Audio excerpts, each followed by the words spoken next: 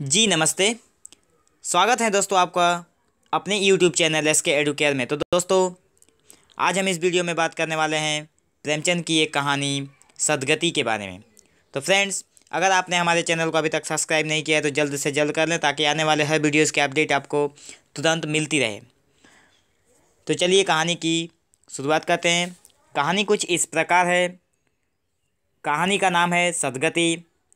दुखी चमार द्वार पर झाड़ू लगा रही थी। दुखी चमार द्वार पर झाड़ू लगा रहा था और उसकी पत्नी झुरिया घर को गोबर से लीप रही थी। दोनों अपने अपने काम से फुर्सत पा चुके थे। तो चमारी ने कहा, तो जाकर पंडित बाबा से कहो ना, ऐसा ना हो कहीं चले जाएं। दुखी, हाँ जाता हूँ, लेकिन यह तो सच, बैठोगे किस चीज़ पर? ये तो सोचो, बैठेंगे किस चीज़ पर? झुरिया ने कहा, कहीं से खटिया ना मिल जाएगी, ठकुराने से मांग लाना। फिर दुखिया और झुरिया आपस में पति पत्नी हैं। उन दोनों के बीच इस कहानी में कुछ वार्तालाप चल रहा है। तो फिर झुरिया ने कहा, कहीं से खटिया ना मिल जाएगी, ठकुराने से मांग लाना। तो दुखी बोल रहा है, तू तो कभी कभी ऐसी बात कह देती है कि देह जल जाती है। ठकुराने वाले मुझे खटिया देंगे, आग तक तो घर से निकलती नहीं, खटिया देंगे। कैथाने में जाकर एक लोटा पानी मांगूँ तो ना मिले, भला खटिया कौन देगा? हमारे उपले सैंठे भूसा लकड़ी थोड़े ही हैं कि जो चाहे उठा ले जाए। ले अपनी खटोली धोकर रख दे, गर्मी के तो दिन हैं, उनके आते आते सूख जाएगी।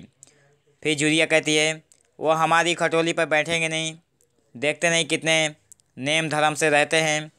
दुखी ने जरा चिंतित होकर कहा, हाँ ये बात तो है, मुहे के पत्ते तोड़कर एक पत्तल बना लूँ तो ठीक हो जाए। पत्तल में बड़े बड़े आदमी खाते हैं, वो पत्ती पवित्र है, ला तो डंडा पत्ते तोड़ लूँ।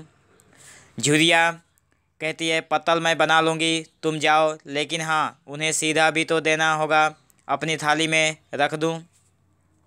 फिर दुखी कहता है, कहीं ऐसा गजब न करना, नहीं तो सीधा भी जाए और थाली भी फूटे। बाबा थाली उठाकर पटक देंगे, उनको बड़ी जल्दी किरोध चढ़ जाता है। किरोध में पंडिताइन तक को छोड़ते नहीं, लड़के को ऐसा पीटा कि आज तक टूटा हाथ लिए फिरता है।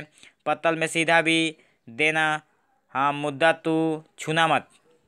झूरी गोड़ की लड़की को लेकर शाह की दुकान से सब चीज़ें ले आना, सीधा भरपूर हो, सेर भर आटा, आधा से चावल, पाव भर दाल, आधा पाव घी, नून हल्दी और पत्तल में किनारे और 4 आने पैसे रख देना। गोंड की लकड़ी ना मिले तो, लड़की ना मिले तो भुर्जिन के हाथ पैर जोड़ कर ले जाना, तू कुछ मत छूना, नहीं गजब हो जाएगा।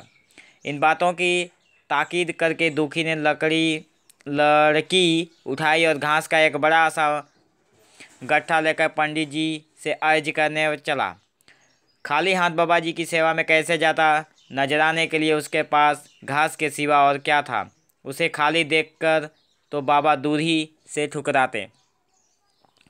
पंडित घासीराम ईश्वर के परम भक्त थे। नींद खुलते ही ईश्वर उपासन में लग जाते। मुंह हाथ धोते 8 बजे, तब असली पूजा शुरू होती, जिसका पहला भाग भंग की तैयारी थी। उसके बाद आध घंटे तक चंदन रगड़ते, फिर आईने के सामने एक तिनके से माथे पर तिलक लगाते। चंदन की 2 रेखाओं के बीच में लाल डोरी की बिंदी होती थी। फिर छाती पर बाहों पर चंदन की गोल गोल मुद्रिकाएँ बनाते। फिर ठाकुर जी की मूर्ति निकाल कर उसे नहलाते, चंदन लगाते, फूल चढ़ाते, आरती करते, घंटी बजाते। 10 बजते बजते वो पूजन से उठते और भंग छान कर बाहर आते। तब तक 2-4 जजमान द्वार पर आ जाते। ईश्वर उपासन का तत्काल फल मिल जाता, वही उनकी खेती थी। आज वो पूजन गृह से निकले तो देखा दुखी चमार घास का एक गट्ठा लिए बैठा है। दुखी उन्हें देखते ही उठ खड़ा हुआ और उन्हें साष्टांग दंडवत करके हाथ बांध कर खड़ा हो गया। यह तेजस्वी मूर्ति देखकर उसका हृदय श्रद्धा से परिपूर्ण हो गया। कितनी दिव्य मूर्ति थी! छोटा सा गोल मटोल आदमी, चिकना सिर, फूले गाल, ब्रह्म तेज से प्रदीप्त आंखें, रोरी और चंदन देवताओं की प्रतिभा प्रदान कर रही थी। दुखी को देखकर श्रीमुख से बोले, आज कैसे चला रे दुखिया? दुखी ने सिर झुका कर कहा, बिटिया की सगाई कर रहा हूँ महाराज, कुछ शायद सगुन विचारना है, कब मर्जी होगी। घासी पंडित राम बोल रहे हैं, आज मुझे छुट्टी नहीं, हाँ सांझ तक आ जाऊंगा। दुखी नहीं महाराज, जल्दी मर्जी हो जाए। सब सामान ठीक कर आया हूँ, यह घास कहाँ रखूँ, कहाँ रख दूँ। घासी पंडित राम बोल रहे हैं, इस गाय के सामने डाल दे और ज़रा झाड़ू लेकर दो हाथों साफ कर दे। यह बैठक भी कई दिनों से लीपी नहीं गई, उसे भी गोबर से लीप दे। तब तक मैं भोजन कर लूँ, फिर ज़रा आराम करके चलूँगा। हाँ, यह लकड़ी भी चीर देना। खलिहान में 4 खांची भूसा पड़ा है, उसे भी उठा लाना और भूसेले में रख देना। दुखी फौरन हुक्म की तामील करने लगा। 2 हाथ झाड़ू लगाई, बैठक को गोबर से लीपा। तब 12 बज गए। पंडित जी भोजन करने चले गए। दुखी ने सुबह से कुछ नहीं खाया था, उसे भी जोर की भूख लगी थी, पर वहाँ खाने को क्या धरा था। घर यहाँ से मील भर था, वह खाने चला गया तो पंडित जी बिगड़ जाएं। बेचारे ने भूखे दबाई और लकड़ी फाड़ने लगा। लकड़ी की मोटी सी गांठ थी, जिस पर पहले कितने ही भक्तों ने अपना जोर आजमा लिया था। वो उसी दमखम के साथ लोहे से लोहा लेने के लिए तैयार थी। दुखी घास छीलकर बाजार ले जाता था। लकड़ी चीरने का उसे अभ्यास न था। घास उसके खुरपे के सामने सिर झुका देती थी। यहाँ कस कस कर कुल्हाड़ी का भरपूर हाथ लगाता, पर उस गांठ पर निशान तक न पड़ता था। कुल्हाड़ी उचट जाती, पसीने में तर था, हाँफता था, थक कर बैठ जाता था, फिर उठता था। हाथ में उठाए न उठते थे, पाँव कांप रहे थे, कमर न सीधी होती थी, आँखों तले अंधेरा हो रहा था, सिर में चक्कर आ रहे थे, तितलियाँ उड़ रही थी, फिर भी अपना काम किए जाता था। अगर एक चिल्लम तंबाकू पीने को मिल जाती तो शायद कुछ ताकत आती। उसने सोचा, ये चिल्लम और तंबाकू कहाँ मिलेगी, ब्राह्मणों का पूरा है। ब्राह्मण लोग ही हम नीच जातों की तरह तंबाकू थोड़े ही पीते हैं। सहसा उसे याद आया कि गांव में एक गोंड भी रहता है, उसके यहाँ जरूर चिलम तंबाकू होगी।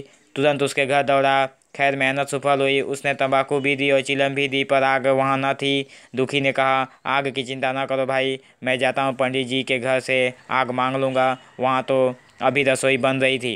ये कहता हुआ वह दोनों चीज़ें लेकर चला आया और पंडित जी के घर में बरोठे के द्वार पर खड़ा होकर बोला, मालिक, रची के आग मिल जाए तो चिलम पी ले। तो फ्रेंड्स, आज की इस कहानी को हम यहीं पे रोकते हैं।